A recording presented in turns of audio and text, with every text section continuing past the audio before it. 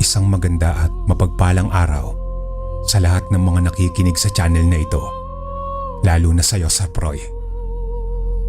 Nais ko lang ibahagi sa inyo ang kwentong hango sa tunay at sarili kong karanasan na kahit kailan ay hinding-hindi ko makakalimutan.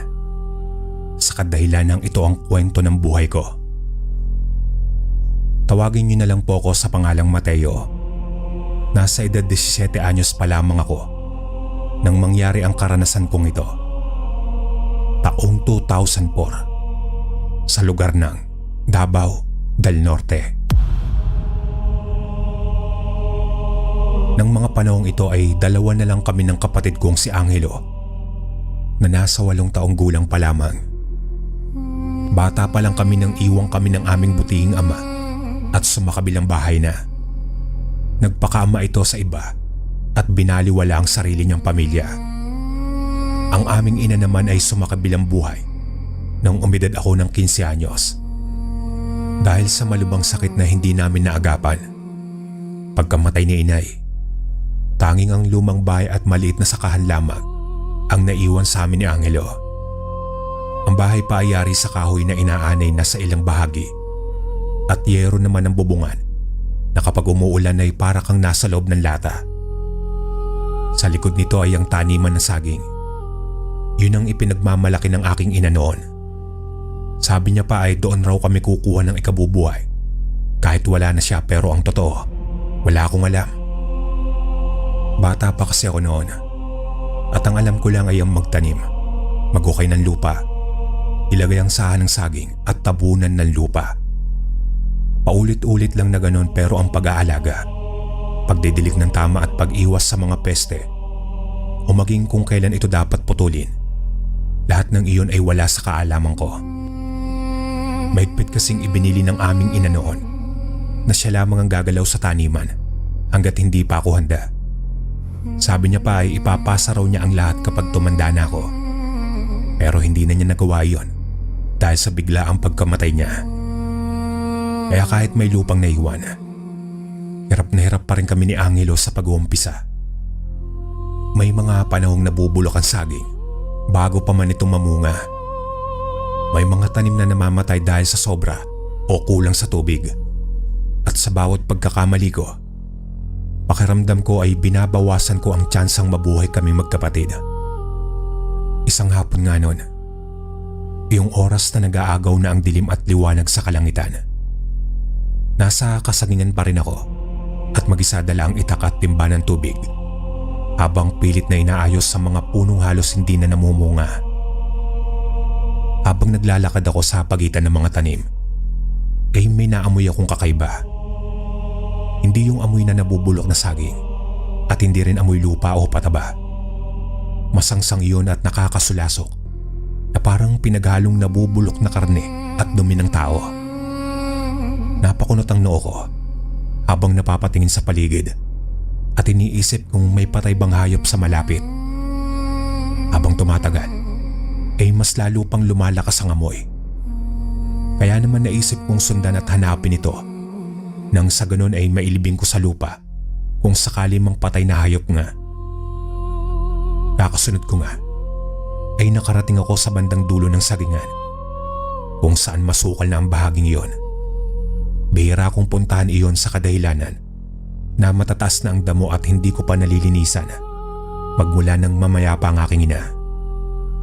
Nandun ang mga pinakamalalaking puno ng saging. Matatanda na at halos lahat ay naninilaw at nalalanta na parang unti-unti na sinisipsip ang buhay. Maya-maya pa ay natigilan ako sa paglalakad nang makita kong sa pagitan ng 2 puno ng saging ang isang nilalang na nakatuwad sa lupa.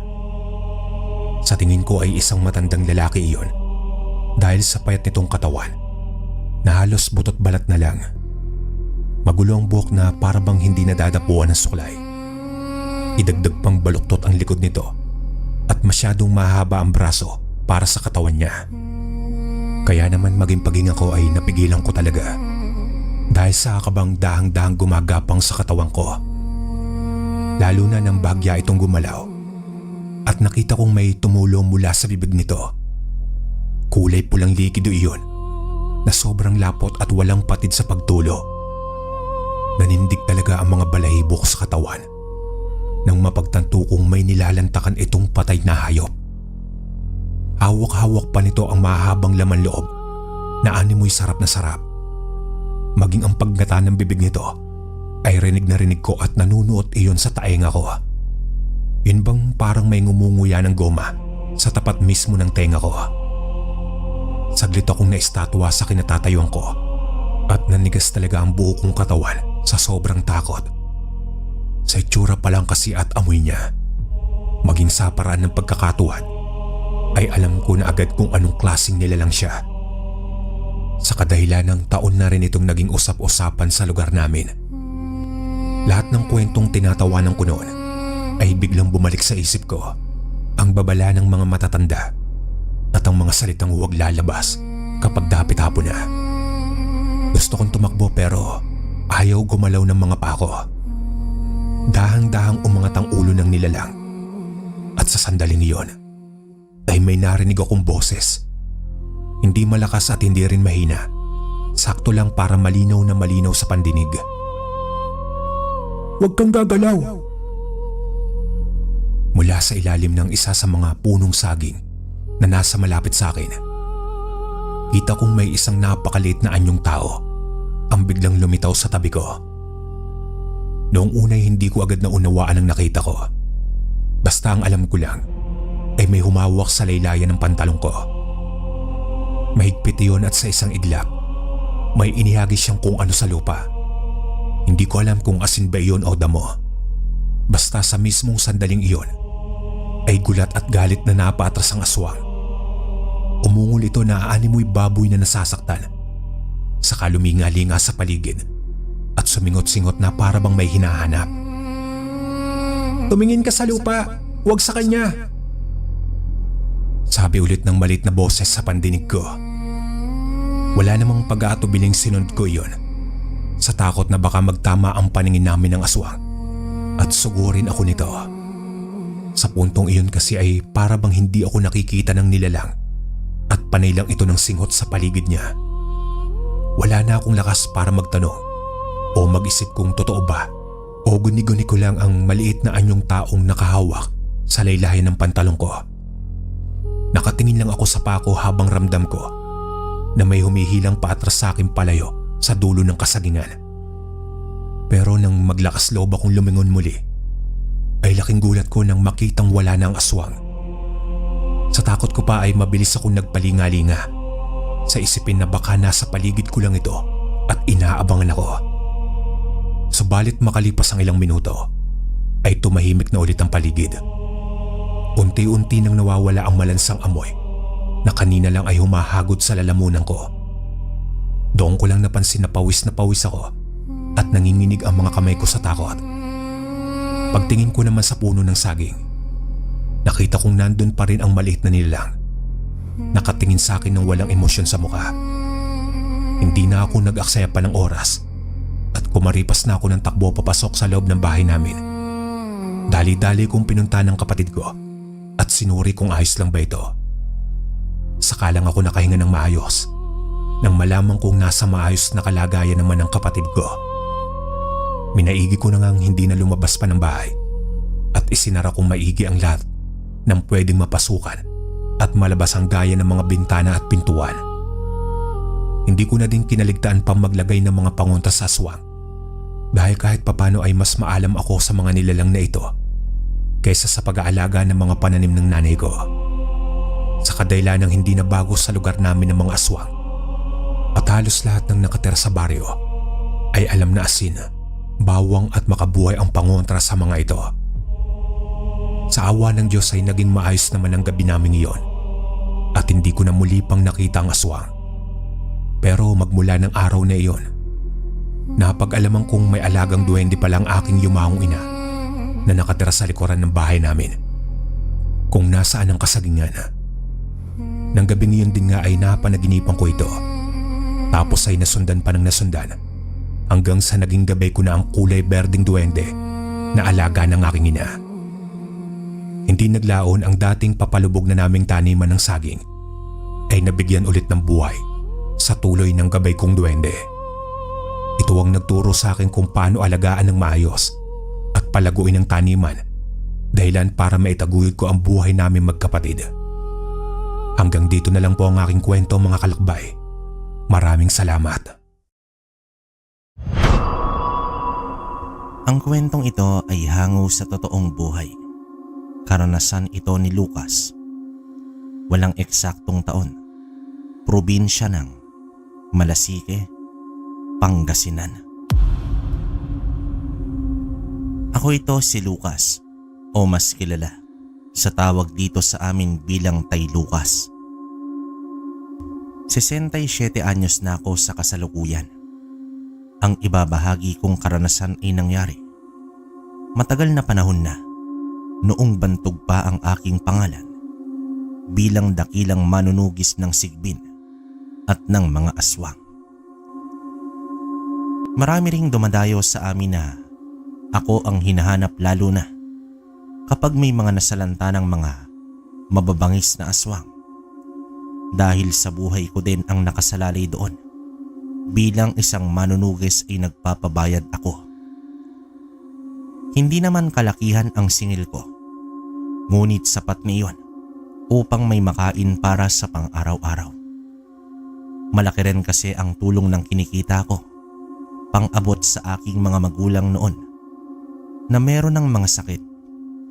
Ako lang din kasi ang inaasahan nila, dahil ang nag-iisa kong kapatid na babae ay maaga ring nag-asawa at nagkaroon ng anak.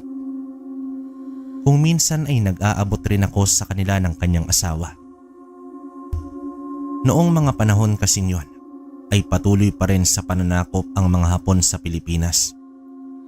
Marami rin noon ang mga rebelde sa mga bulumunduking bahagi ng aming lugar. Kaya todo ingat din ako kapag naglalakad sa gabi. Napapabalita din kasi ng mga panahong yon ang mga napapaslang umano ng mga aswang. Natatagpuan na lamang sila kinaumagahan sa matatalib o matatarik na lugar. Hindi lang mga rebelde o mga Hapon ang kinakatakutan dahil dumagdag pa ang mga salot na aswang. Marami rin naman kasi ang tulad ko ng mga panahong yon na binabayaran upang manugis ng mga kakaibang nilalang. Maliban kasi sa mga aswang ay tinutugis rin namin ang mga mambabarang at mga mangkukulam na walang ibang ginawang kabutihan kundi ang maminsala sa bayan. Aaminin ko, kalakbay, sa ganoong kalakaran kami namuhay. Maliman sa tingin ng iba, ngunit malaki talaga ang naitutulong noon upang maitaguyod namin ang aming pamilya. Isa pa ay buhay rin naman ang nakataya kapag may mga nagbayad sa amin na siyang sinasalanta ng mga ganoong nilalang. Tulad na lamang ng minsang may dumayo sa amin. Natawagin na lamang natin sa pangalang Martin. Nais daw niyang magbayad ng malaking halaga at iilang bareta ng ginto. Mapatay ko lamang ang bumarang sa kanyang anak. Sa tindig pa lang kasi nito ay kitang-kita na nagmula na ito sa marangyang pamumuhay. Nagmula pa raw ito sa hilagang parte dito sa aming lugar. Ako talaga yung dinayo niya sa amin dahil may nakapagsabi umano sa kanya na kung balak niyang gumanti ay ako ang siyang may kakayahan. Ikaw ba ang sinasabi nilang bantog na manunugis? Ikaw ba si Lucas? Bakit mo ako hinahanap? May ipapatugis ka ba? Oo, ako nga si Lucas. Ako ang hinahanap mo. Nakikiusap ako sa iyo, Lucas. Matagal na panahon ko nang pinag-isipan ng bagay na ito. Marami na rin akong napuntahang mga manunugis at lahat sila palpak. Nais kong ipaghiganti ang anak kong pinatay ng mga walang hiyang mambabarang na yon. Kung may kakayahan kang tugisin at paslangin kung sino man iyon, ay tunay kang magaling. At kung tungkol naman sa bayad ay walang problema. Kaya kong magbigay kahit magkano, basta magawa mo lang ang pinapagawa ko. Kung sa tugisin lang at patayin ng nilalang na iyon, ay wala naman hong problema sa akin. Lalo na kapag buo ang bayad.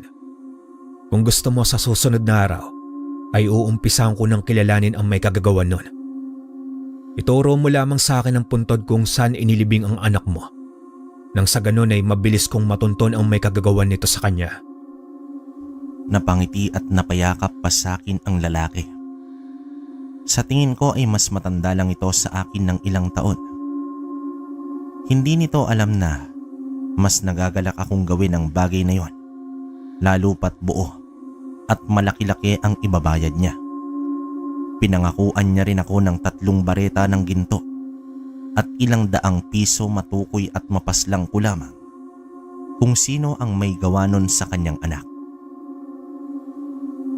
Sa mga panahong kasing yun ay malaking halaga na kapag nakahawak ka ng daang-daang pera.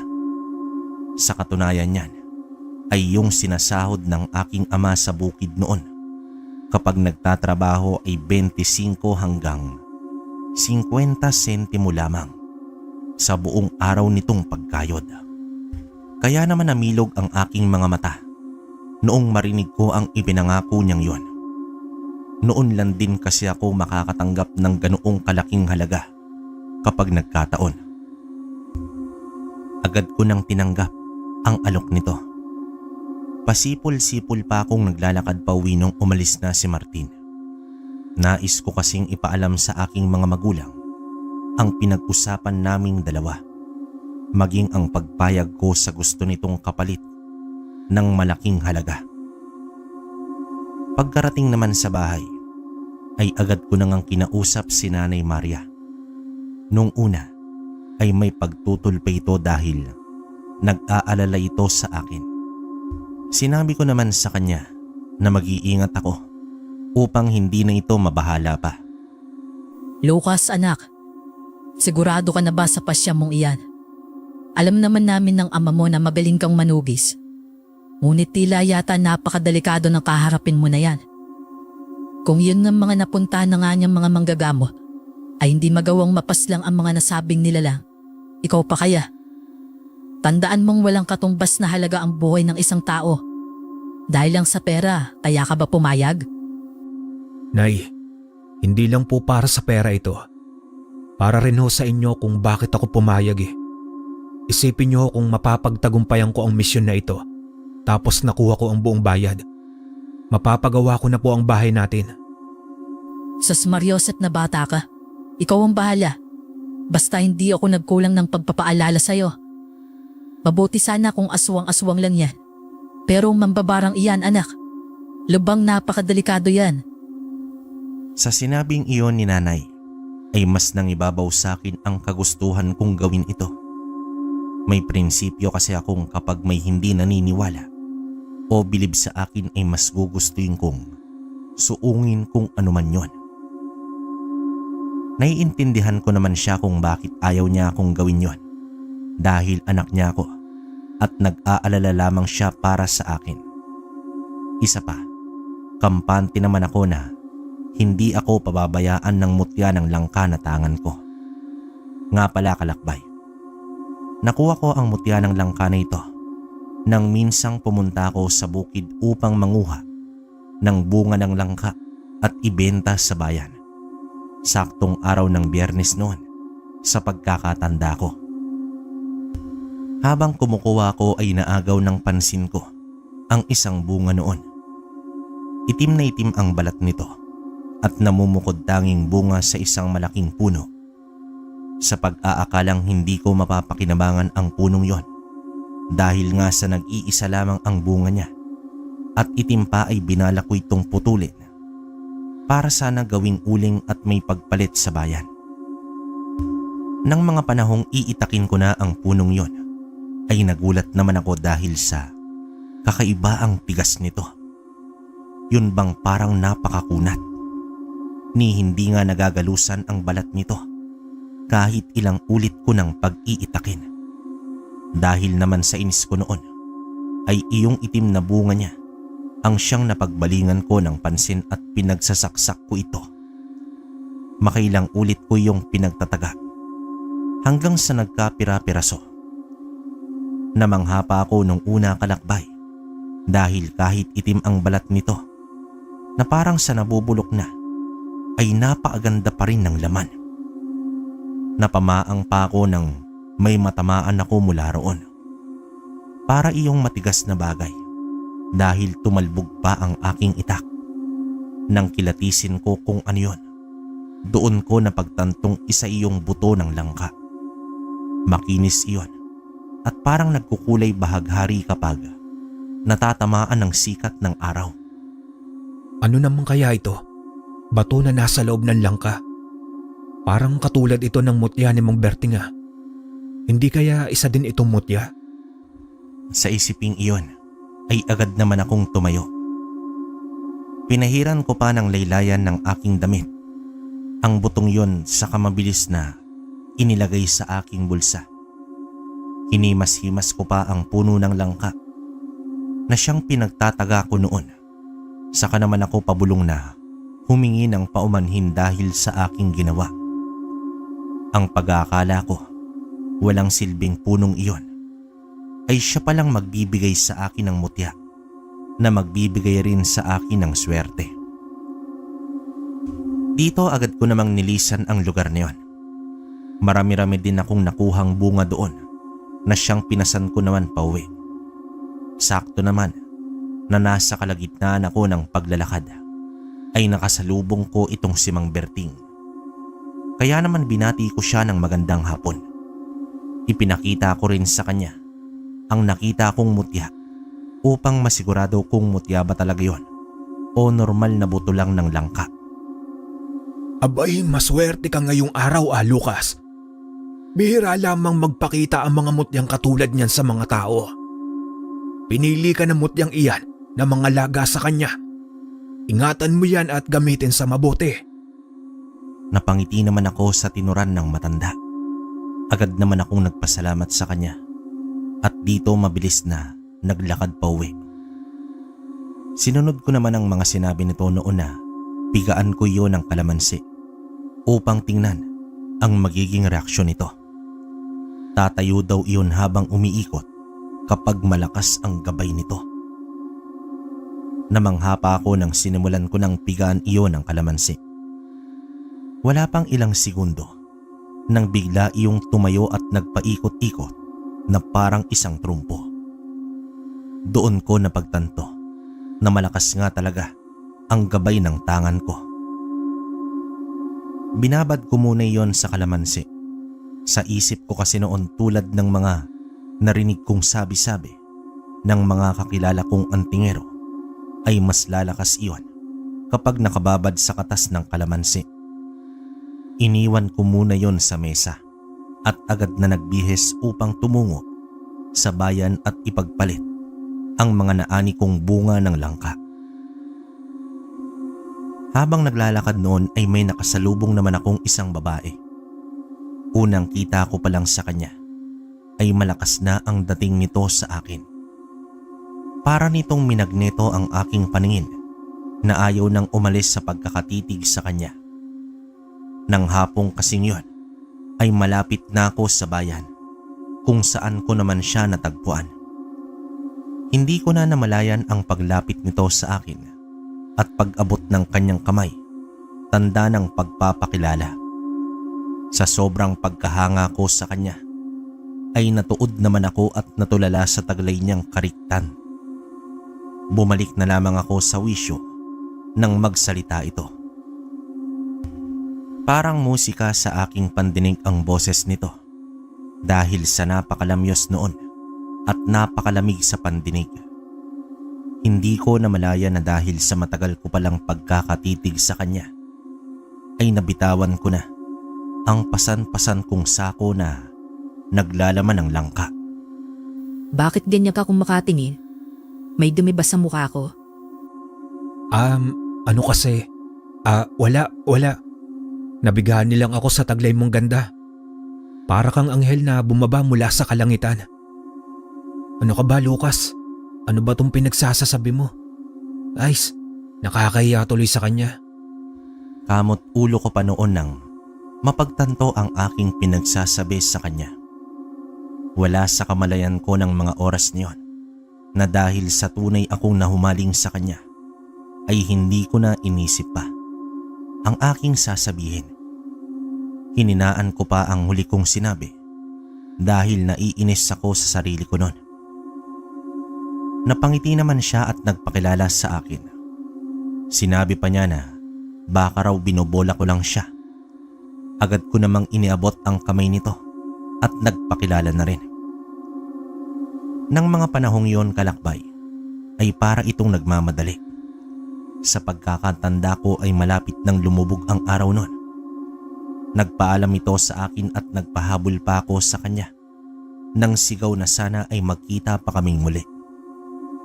Nang hindi na siya maabot ng aking paningin, ay muli ko namang kinuha ang sakong naglalaman ng langka. Pasipol-sipol pa ako habang pasan-pasan iyon. Ni hindi ko na inalintana na lubhang napakadelikado pala kapag naabutan ako ng dilim sa daan pauwi. Ang sakin lang naman noon ay masaya ako at para akong tumama sa loto dahil sa hindi inaasahang pangyayari. Noon ko pa ding nalaman na umibig na ako sa unang tingin sa kanya.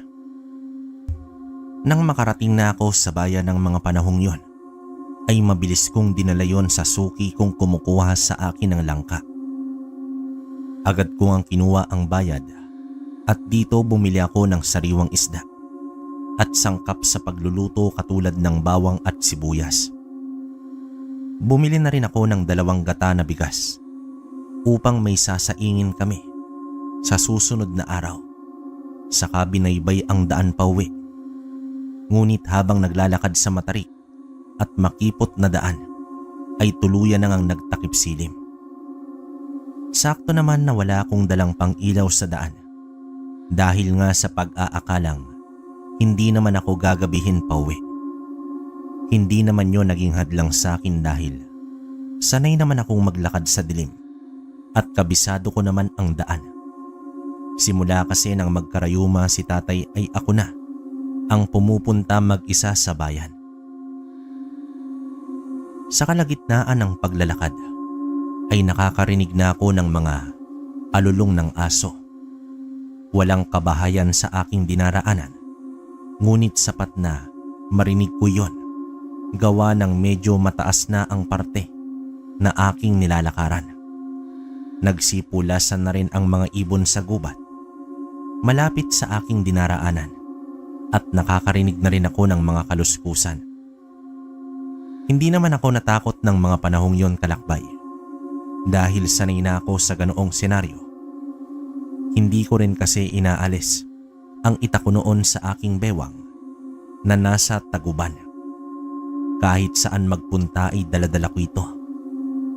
Ako pa talaga ang tinatakot ng mga damuhong ito Magpakita lang kayo at tiyak nilalagay nyo lamang ang mga katawan nyo sa hukay.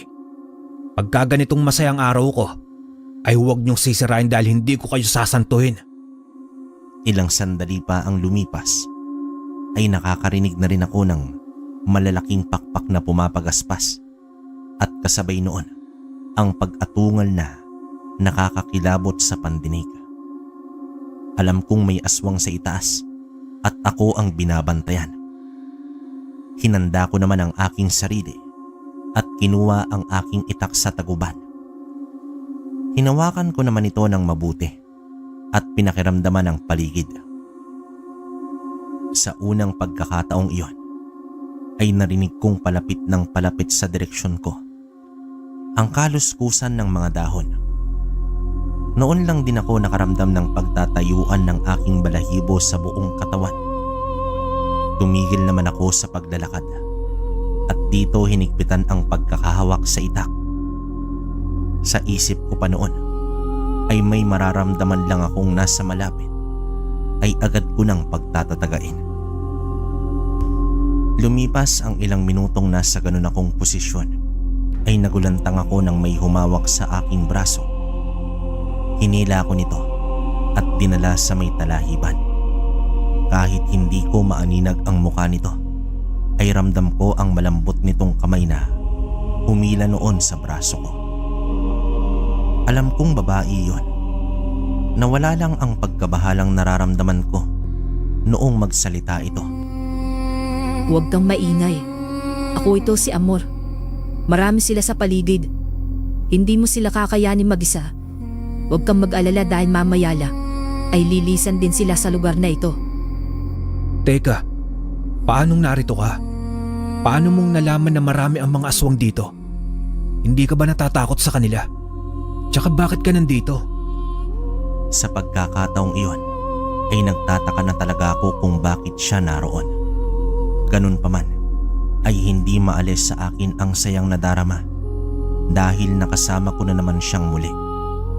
Iyon nga lang at hindi ko maaninag ang mukha niya. Dahil nga sa madilim ang paligid at walang buwan ng gabing yun. Nakontento na lamang ako sa paghawak sa kanyang kamay. Ngunit napahatching naman ako nang makaamoy ako ng hindi kaaya-aya mula sa kanya. Napakabaho noon at parang sa nabubulok na patay na hayop. Nang tinanong niya ako kung bakit ako napahatching, ay sinabi ko na lamang na biglang nangate ang ilong ko. Ayaw ko namang mailang siya sa akin o di kaya ay lumayo siya. Ayaw kong punahin na kaya ako napahatching dahil sa hindi ka nais-nais niyang amoy. Makalipas ang ilang minuto ay sinabi niya sa akin na nakaalis na raw ang mga nilalang na yon. Lumabas naman ako mula sa pinagkukublian namin at agad naman akong nagpasalamat sa kanya. Hindi ko na rin isinatinig pa ang mga katanungan na nais kong itanong sa kanya dahil nahalata kong wala naman itong balak sabihin sa akin. Agaran din naman siyang nagpaalam at kahit gustuhin ko mang ayaw malayo sa kanya ay wala din naman akong magagawa pa. Noong nagpaalam na ito ay agad ko namang inayos ang sarili at nagpatuloy sa paglalakad upang makauwi na. Alam ko rin kasing nag-aalala na ang mga magulang ko sa akin ng gabing yon dahil palalim na ng palalim ang gabi, ngunit wala pa ako. Pagkarating ko nga sa bahay ay pangiti-ngiti ko pang sinalubong ang nanay ko. Ngunit mababanaag sa mukha nito ang matinding pag-aalala. Agad naman akong dumiretso sa kusina at niluto ang isang isdang nabili ko. Pagkaluto ay agad ko rin namang niyaya silang kumain. Doon rin nagsimulang araw-araw na kaming nagkikita ni Amor. Inilihim ko muna sa aking mga magulang ang tungkol doon. Saka ko na lamang sasabihin sa kanila kapag kami na ni Amor. Ngunit ang ipinagtataka ko kalakbay ay kung bakit lagi sa kagubatan o di kaya ay sa bukid kami nagkikita. Makailang beses ko pa nga siyang niyayang tumungo sa bayan at ayaw na ayaw niyang pumunta roon na hindi ko naman inalampa kung bakit. Sapat na kasi sa akin noon na makita at makasama ito. Para bang siya ang bumubuo lagi ng araw ko. Kulang na kulang iyon kapag hindi ko siya nakita. Nilagyan ko rin ng tali ang mutya ng buto ng langka. Ginawa ko iyong kwintas nang sa ganon ay lagi ko itong daladala kahit saan man ako magtungo. Pagkalipas ng ilang araw ay madalas nga akong sineswerte. Mas naging agresibo rin ako sa pakikidigma sa mga aswang maging sa mga alalay nitong mga sigbin. Iyon bang napakabilis ko at ilang metro pa lamang sila sa akin ay ramdam ko na agad ang kanilang presensya kaya nakakapaghanda agad ako. Nababasa ko rin ang laman ng kanilang isip kung ano ang sunod nilang gagawin balak sa akin. Nang mga panahong iyon kalakbay, ay napapadalas din ang pag-ani ko ng mga langka at iilan pang mga dinagdag kong mga pananim sa aming lote. Kaya naman masasabi kong swerte nga ang mutya na tangan ko. Ngunit hindi mapantayan ang sayang naramdaman ko noong nang makamtan ko ang isang napakatamis na oo mula kay Amor. Naging kami nga noon. Tinanggap ko ang lahat-lahat sa kanya. Sa kabila ng napakabaho nitong amoy at ulilang lubos, ayon na rin sa sinabi nito sa akin. Iyon nga lang, ayaw pa nitong ipakilala ko siya sa aking mga magulang. dahil hindi pa naman daw siya handa. Sa paglipas ng panahon ay tuloy-tuloy ang swerte kong natamo. Hanggang sa dumating na nga sa puntong nagpapabayad na ako upang manugis ng mga aswang at dumating nga si Martin. 2 araw pang lumipas ay muling nagtungo sa bahay si Martin. Iyon din kasi ang araw na sinabi ko upang tumungo kami sa puntod ng kanyang anak na nabarang. Ang ipinagtataka ko pa ng mga panahong yon ay noong nagpaalam ako kay Amor ay parang may pagdadalawang isip itong payagan ako na hindi naman dati nito ginagawa. Ngunit buo na ang aking pasya ng mga panahong yon. Sayang din naman kasi talaga ang ibabayad sa akin ni Martin kung sakaling ayawan ko ito. Sobrang laki nun at may papaayos ko na ang aming munting bahay. Bagamat napapabalitang maraming mga buntis at iilang residente malapit sa amin ang napapaslang umano ng aswang, ay hindi ko na yon binigyang pansin pa. Wala rin kasi sa bokabularyo ko ang salitang sumuko at matakot. Nang mga panahong naroon na kami sa puntod ng kanyang anak, ay ramdam ko na agad ang nag-uumapaw na presensya ng kasamaan.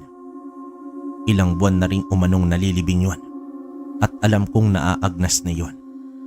Nang mabungkal na namin ang pinaglibingan nito, ay halos mapasuka pa ako sa napakabahong amoy noon. Inuuod na rin ito at naagnas na. Bigla namang sumagi sa isip ko ang amoy ni Amor. Ganun na ganun yon kalakbay. Nagtataka ako kung bakit parehas na parehas ang amoy niya sa bangkay ng anak ni Martin, gayong buhay pa ito. Dito ipinagsawalang bahala ko na lamang yon dahil nag-uumapaw ang pagmamahal ko para sa kanya. Pinikit ko ang aking mga mata at nagbanggit ng mga orasyon. Tinawag ko ang presensya ng mambabarang na gumawa noon sa kanya at pinasapi ko sa bangkay.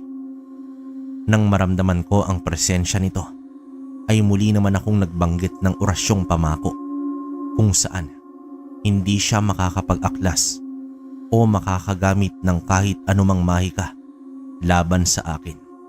Sasagot lamang siya sa katanungan ko at hindi ito makakagalaw, maging ang kanyang katawan.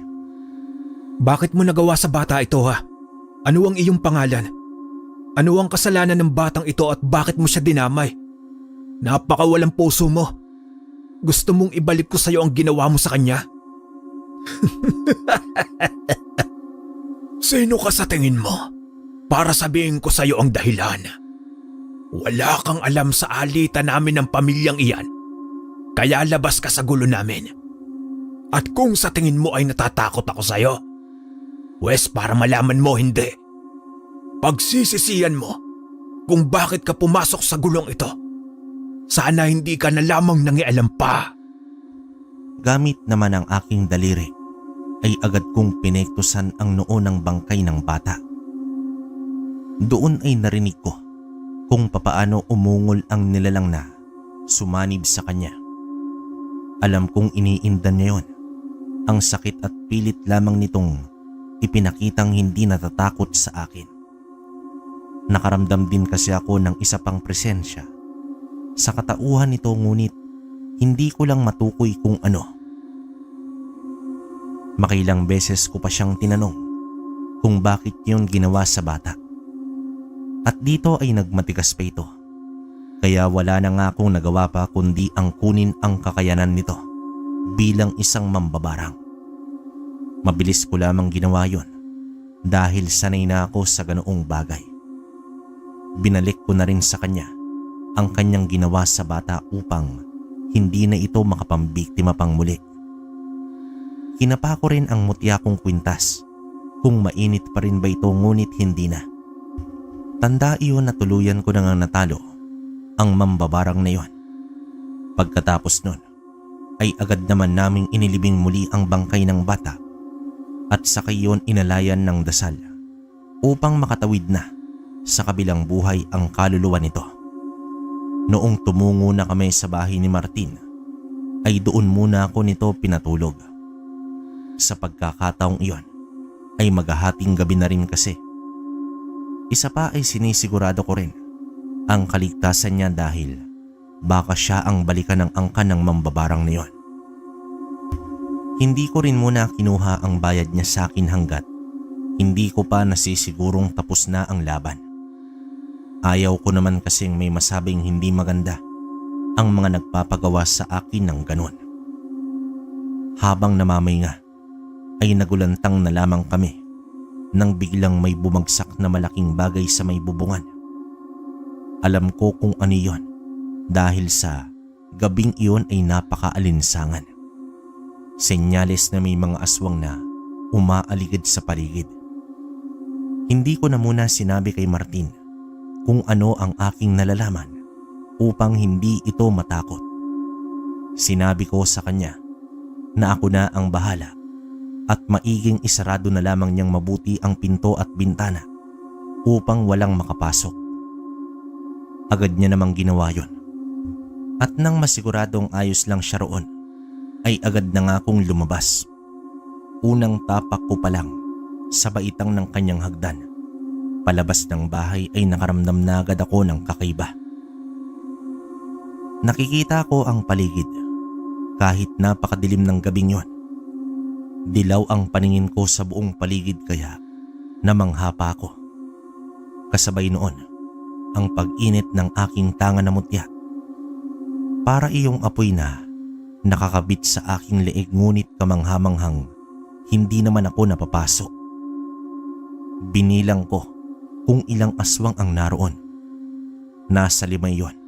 Kaya naman napangiti ako dahil muli ay mapapalaban na naman ako. Nasasagap ko rin kasi na galing sa matataas na uri ng mga aswang ang naroon dahil sa malalakas ang presensya ng mga ito kumpara naman sa una kong mga nakalaban. Hindi naman ako nakaramdam ng kaba dahil kung tutuusin ay madali lang para sa akin ang kalabanin ang mga ito. Isa pa ay gusto ko rin talaga yung tunay na laban na mapagpapawisan ako. Tulad ng mga nakagawian ay nagbigkas naman ako ng mga orasyong pamako. Pagkabigkas ay nakita kong pilit na gumagalaw ang mga yon, ngunit hindi nila magawa-gawa. Hinawakan ko noon ang aking itak at mabilis na tinungo ang direksyon ng isa. Agad ko naman itong tinaga at makatatlong beses ko pang gawin iyon hanggang sa maputol ang ulo nito. Isa iyong asbo dahil sa nag-anyong malaking aso ito.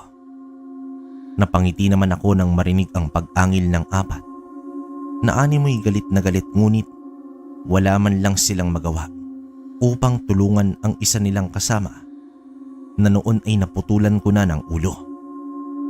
Akala ko pa naman ay malalakas kayo. Akala ko ay mapapalaban at mapagpapawisan ako. Pero tulad ng iba ay mahina din kayo. Pasensyahan na tayo ha. Pero ngayong gabi na matatapos ang buhay nyo, iyon ay kung hindi nyo sasabihin sa akin kung sino ang nag-utos sa inyo upang pumunta rito. Makakaalis lang kayo ng buhay kapag sinabi nyo sa akin kung sino iyon. Sa pagkakataong iyon ay walang gustong magsalita. Puro pag-angil lamang ang naririnig ko mula sa kanila.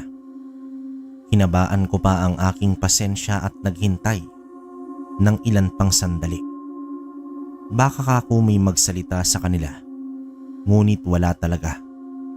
Biglang nag-init ang aking katawan at walang pagdadalawang isip na pinagtataga pa ang 3 sa kanila. Nang isa na lang ang natira at iyon nga ang nasa bubong, ay agad naman akong lumapit dito. Bagamat may hagdan at silong ang bahay ni Martin, ay hindi naman iyon kataasan. Umakyat ako mula sa puno at tumalon sa may bubong. Doon ay kamuntikan pa akong bumagsak sa lupa dahil sa nakawala ito sa inilagay kong orasyong pamako. Ito ang gusto ko hindi mahina. Kung ganun ay halika dito at sa bakuran tayo ni Martin magkasubukan. Nang sa ganun ay makita natin kung sino ang mananalo sa atin. Kung tunay kang malakas, ay ipakita mo sa akin. Hindi katulad ng mga kasama mong walang kagana-gana. Pagkasabi ko noon ay napangisi pa ako nang bigla na lamang siyang tumalon sa bakuran. Senyalis na tinatanggap nito ang hamon ko sa kanya. Muli naman akong tumalon sa kahoy malapit sa bubong at bumaba kung saan siya naroon. Sa pagkakataong iyon ay hindi na ako muli pang gumamit ng orasyong pamako. Gusto kong mapagpawisan noon kaya itak na lamang ang ginamit ko at syempre iyong tangan kong mutya. Nagulat na lamang ako nang bigla ako nitong dinaluhong. Mabuti na lamang at nakailag ako at iyong kaliwang braso ko ang ginamit kong panangga. Nakalmot niya yon. Kaya naman napangisi ako dahil masyado itong agresibo. Bagay na gusto ko naman dahil nga sa gusto ko ring mapagpawisan ng gabing yon. Umangil pa ito ng halatang inaasar ako. Muli sana ako nitong sasakmalin, ngunit naunahan ko ito. Gamit ang itak ay sinalubong ko ang bunganga nito, kaya diretsyong nabiyak iyon. Agad kong ang binalik sa taguban ang itak kong hawak. Nang mapagtantong wala na itong buhay, sinipa-sipa ko pa ang katawan nitong nakailata na sa lupa. Akala ko pa naman malakas ang isang ito. Puro yabang lang pala. Ayan, sama-sama kayong pumunta dito. Kaya sama-sama rin kayong tutupukin ng apoy. Malalaman ko rin kung sino ang may lakas ng loob na nag-utos sa inyo na gawin ito. Malalaman ko rin kung sino. Pagkasabi noon ay agad ko namang inipon sa bakuran ni Martin ang bangkay nila. Pinakuha ko rin ng posporo at gaas itong si Martin upang sunugin ang bangkay ng mga yon. Pagkatapos noon ay agad rin akong nakatulog dahil sa sobrang pagod.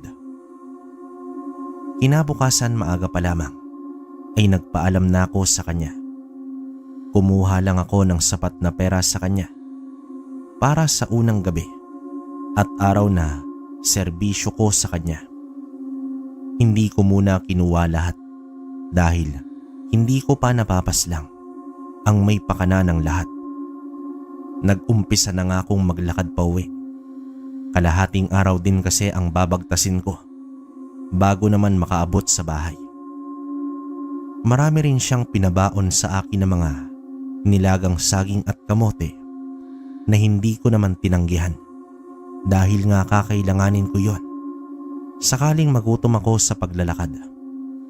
Maggaganon pa man ay nagbigkas naman ako ng orasyon sa bahay niya at nag-iwan din ng iilang pangontra sakaling balikan pa siya ng ilang nilalang roon.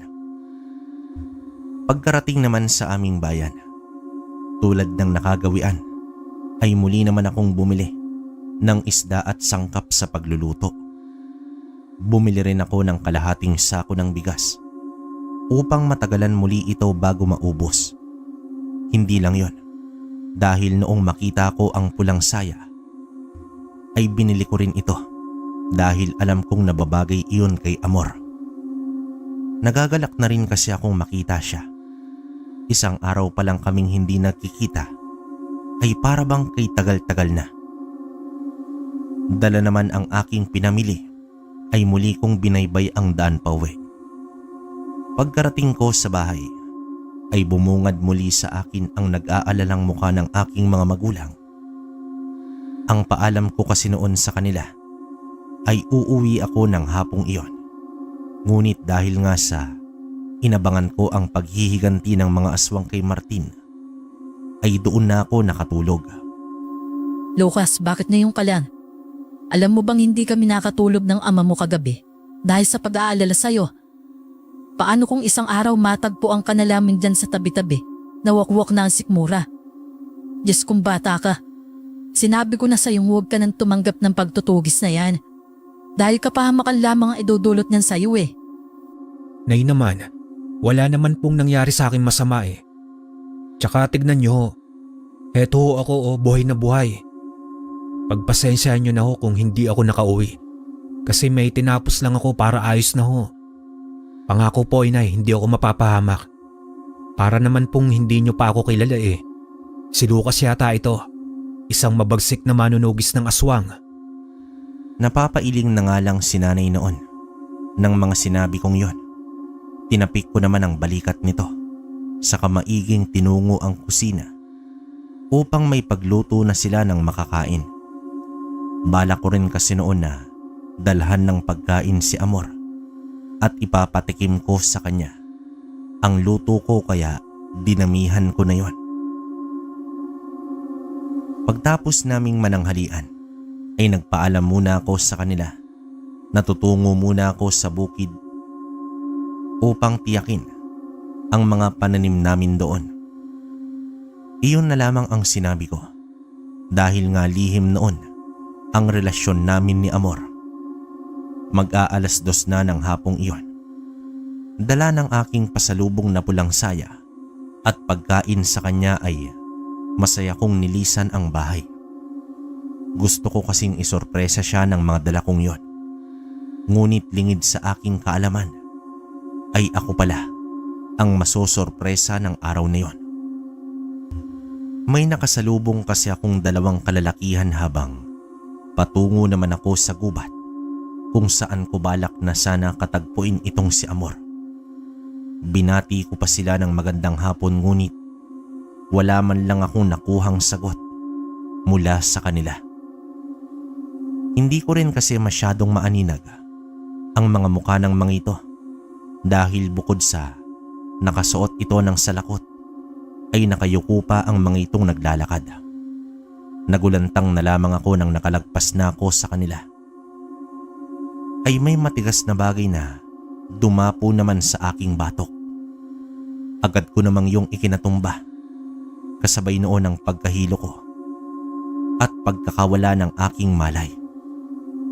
Nagising na lamang ako sa isang kubo habang nakagapos ang aking kamay at paa.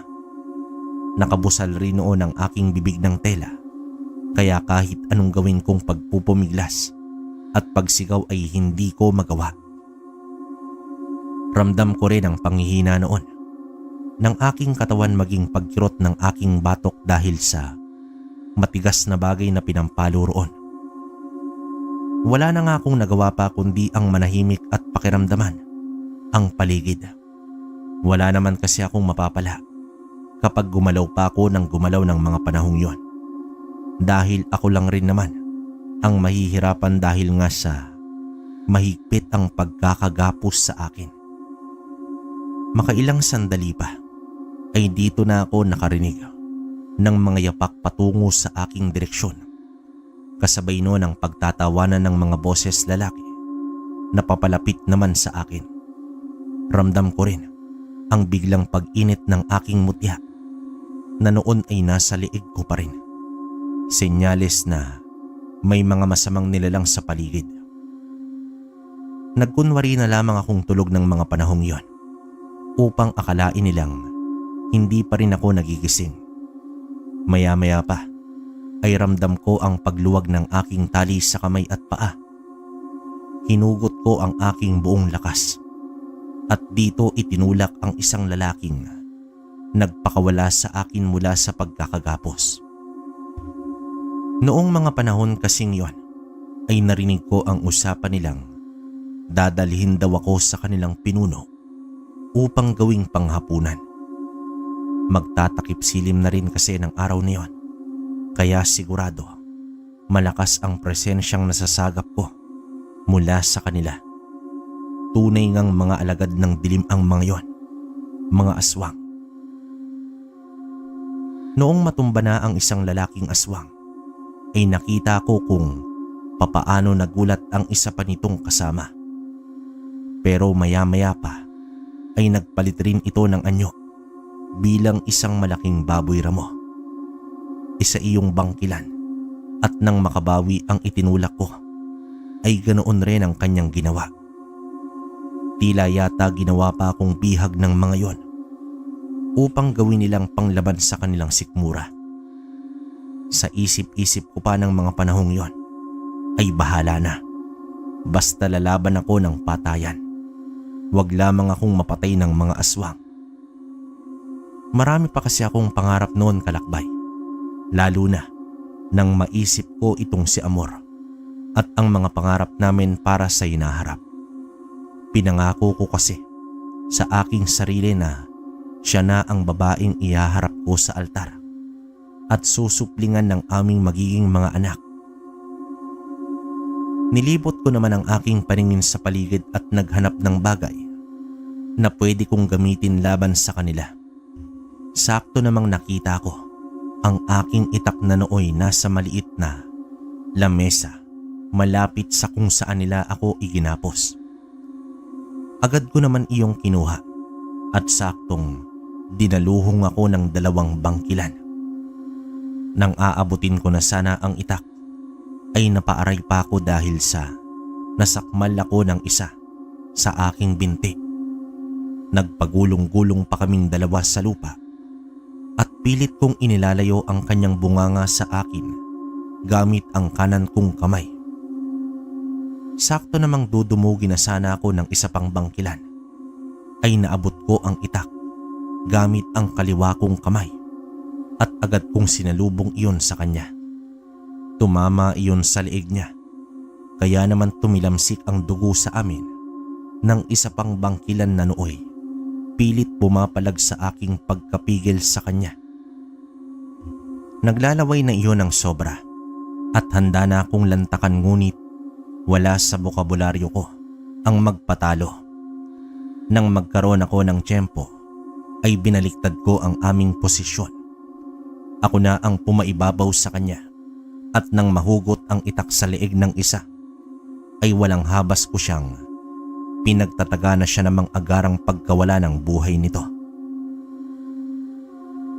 Dito pinahinga ko muna ang sarili at pumunit sa damit ng isang bangkilan at iyon ang ginamit ko upang ipangbenda sa sugat na natamo ko mula sa pagkakasakmal sa akin ng isang bangkilan. Masakit naman iyon, ngunit hindi ko na ininda pa iyon sa pagnanais ko na makatakas roon. Lalo ng mga panahong iyon ay nakakarinig na ako ng iilang mga pag-angil mula naman sa labas ng kubo. Makailang sandali pa ay muling nakarinig ako ng mga yapak at mga pag-angil papalapit sa kubo. Sakto namang may bintana sa bandang likod roon, kaya kahit masakit ang aking binti ay pinilit kong lumabas. Matalahib ang likod nun, kaya doon na muna ako nagtago. Iniwasan ko rin ang makagawa ng ingay dahil alam kong matalas ang pandinig nila kapag ganoong nasaan yung aswang sila. Nakalimutan kong malakas rin pala ang pang-amoy nila, kaya hindi na ako nakaporma pa nang mula sa likuran ay may dumagit sa akin na isang manananggal. Papalapag pa sana ako, ngunit hindi ko na ginawa pa dahil napakataas na ng lipad doon. Kung gagawin ko mang mapatay iyon, ay siguradong damay rin ako dahil sa taas ng babagsakan namin ay tiyak na bali-bali ang buto ko. Wala na nga akong nagawa pa kundi ang hintaying ibaba ako nito sa kung saan man ako nito nais dalhin. Ganon na lamang ang panlulumo ko nang ibinaba ko nito doon mismo sa kuta nila, kung saan doon rin ako nito ginapos. May malaking suluro na pinapaikutan ng iba't ibang uri ng aswang. Nagsasayaw sila kasabay ng paghampas ng tambol na animoy isang kulto na gumagawa ng pag-aalay sa sinasamba nilang Diyos. Hindi nga ako nagkamali dahil nang ibaba ako roon ay mas lalong naging maligalig ang kanilang ginagawang pagsayaw. Matatalim rin ang tingin na ipinupukol nila sa akin na animoy binabalatan na ako ng buhay. Meron pang naglalaway at mapupulang mga mata. Sa isip ko noon ay papaano ko malalabanan ang isang buong aswang, lalo na kung angkan ito. Kung makakaligtas man ako roon, ay paniguradong suntok sa buwan. Diyos ko, Tulungan mo po ako. Huwag mo sanang hayaang dito ako mag-alay ng hiram kong buhay po sa'yo. Pangako kapag nakaligtas ako dito, ay titigil na ako sa ginagawa ko. Wala na akong pakialam kung narinig man nila ang sinabi kong yon. Ang sa akin lang noon ay sana makaligtas ako mula sa kanila.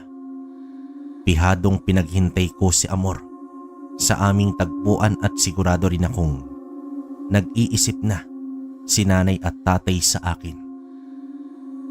Nang mga sandaling palalim na ng palalim ang gabi, ay doon na ako talaga nakaramdam ng takot. Tila yata nilunok ko ang prinsipyo kong wala sa bokabularyo ko, ang salitang suko at takot. Ngunit ng mga sandaling nakapako ang mutya sa aking leeg, ay doon na ako nagkaroon ng pag-asa. Alam kong makakaligtas ako sa mga iyon dahil sa may tiwala ako sa mutya na hindi ako nito pababayaang malagay sa alanganin. Sa dami na rin kasi ng pinagdaanan kong laban, ay laging kasangga ko ito, kaya kampante naman akong hindi ako nito bibiguin. Makalipas ang ilang minutong nasa ganoon akong senaryo, ay nagulantang naman ako nang makita ang isang malapit na tao sa akin. Iyong taong unang nagpatibok ng pihikan kong puso.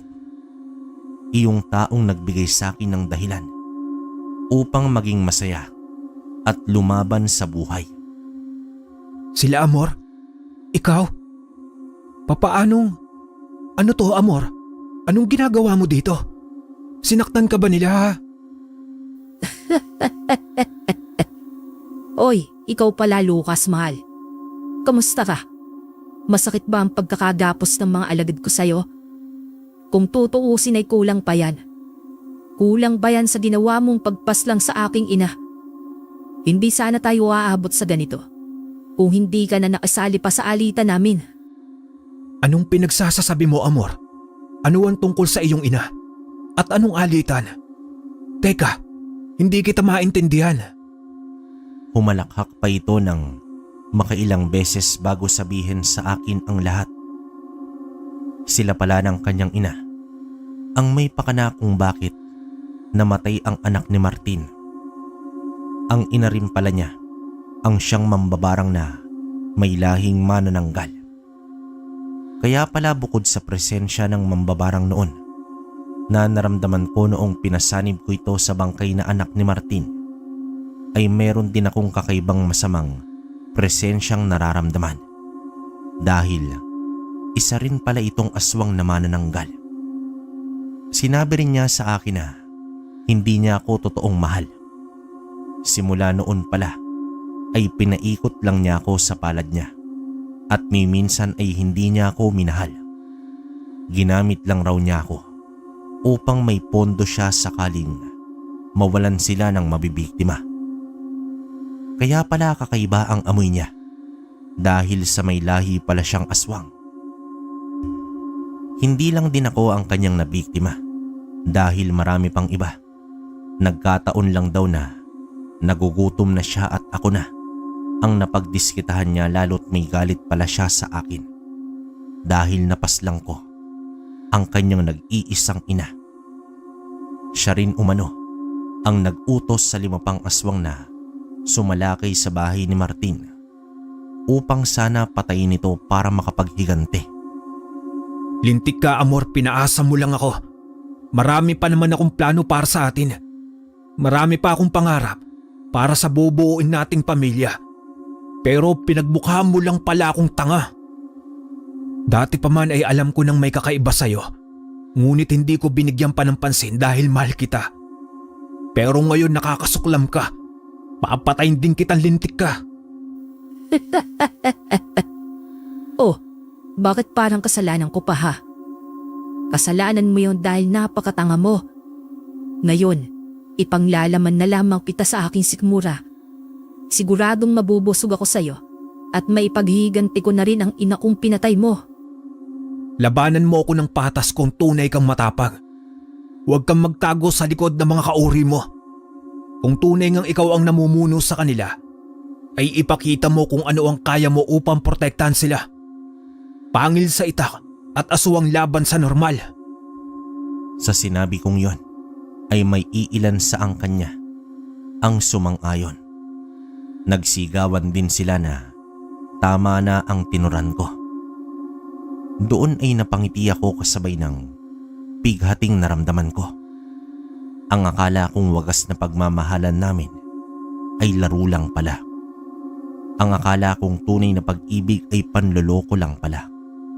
Sobrang sakit nun para sa akin at sa pagkakataong iyon ay buo na ang pasya kong tatapusin ko ito. Magsitigil kayo. Tahimik. Sige, kung yan ang gusto mo ay pagbibigyan kita, Lucas. Papal, gusto rin naman kitang maibaon sa hukay dahil sa ginawa mo kay inay. Papatayin kita. Pagkasigaw niya noon ay agad nitong nagpalit ng anyo bilang isang manananggal. Nahati naman ang katawan nito sa dalawa. Sa harap ko pa mismo. Tinubuan din ito ng mahigit sa isang dipang pakpak na parang sa paniki sa magkabila nitong balikat. Kumulubot rin ang balat nito at tinubuan nito ng pangil sa kanyang bibig. Nagsihabaan din ang itim nitong kuko at napakatalim nun. Maging ang kanyang buhok ay bumuhaghag. Idagdag pa ang kanyang nanlilisik at namumulang mata. Hinanda ko na ang sarili ko. Ganun din ang hawak kong itak. Pabulong rin akong nanalangin na sana ay maipanalo ko ang laban. Pagkasugod niya sa akin ay noong una, puro iwas lang ang ginawa ko. Ngunit mangilan-ngilan rin niya akong natamaan ng kanyang makalmot. Naroong itinaas ako nito sa ere at ibinagsak sa lupa. Ngunit ng mga sandaling yon, nakaramdam ako ng hapde. Ay doon na nag-init ang aking katawan. Ganoon rin ang aking tangang mutya. Para iyong isang enerhiyang natutulog at bigla na lamang nagising dahil sa nakaramdam ng sakit. Sa senaryong iyon ay halos lumuwa ang mga mata ng mga aswang na naroon at nanonood sa laban namin ni Amor. Kitang-kita kasi nila kung papaano kusang umihilom ang sugat na natatamo ko mula sa kalmot niya. Nang bumalik na ang aking lakas, ay inihanda ko na ang aking sarili. Nang makitang papasugod nito sa akin upang sana ay dagitin ako, ay walang habas kong pinagtataga ang pakpak nito, na siya namang ikinatungal nito nang nakakarindi sa pandinig. Maya-maya pa ay bumagsak naman ito sa lupa dahil nga sa naputol ang kanyang mga pakpak. Hindi ko na nga siya binigyan pa ng pagkakataong makabangon at agad kong tinapos ang kanyang buhay. Pinutol ko ang ulo nito at inihagis sa mga kasamahan niyang noon ay tahimik lamang na nakatitig sa aming direksyon at nangitla dahil sa hindi inaasahang pangyayari. Marahil ay iniisip nila kung papaanong ganun kadali ko na lamang napabagsak ang kinikilala nilang pinuno. Yan ba ang kinikilala niyong pinuno?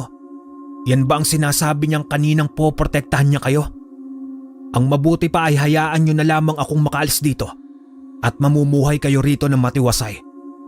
Inaasahan ko rin sana ay hindi na muli kayong mamimiktima ng mga tao dahil ako ang makakalaban ninyo. Papatayin ko ang sino mang mangialam sa taong bayan gamit ang mutyang ito. Pakatatandaan niyo yan.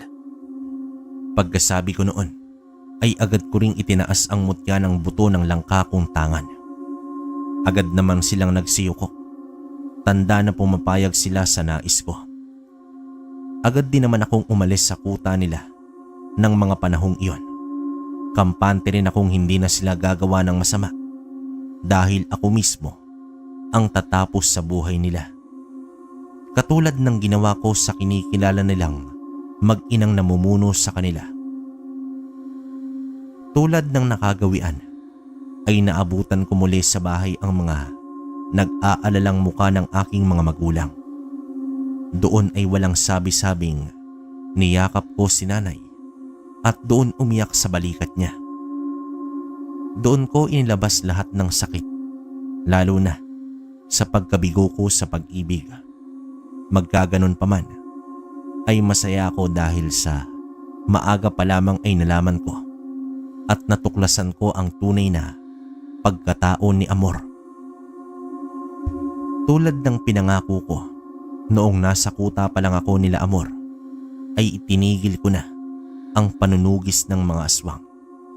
Ang mutya ay ginamit ko na lamang na pampaswerte at pamprotekta ng aking mga mahal sa buhay. Pinaayos ko na rin ang aming bahay kalakbay, gamit naman ang konti kong naipon. Sa ngayon ay masaya akong namumuhay at hindi na muling nagpabayad pa upang manugis ng mga aswang. Hanggang dito na lamang po. Maraming salamat sa paglalahad ng aking istorya. Muli, ako po ito, si Lucas. Wakas.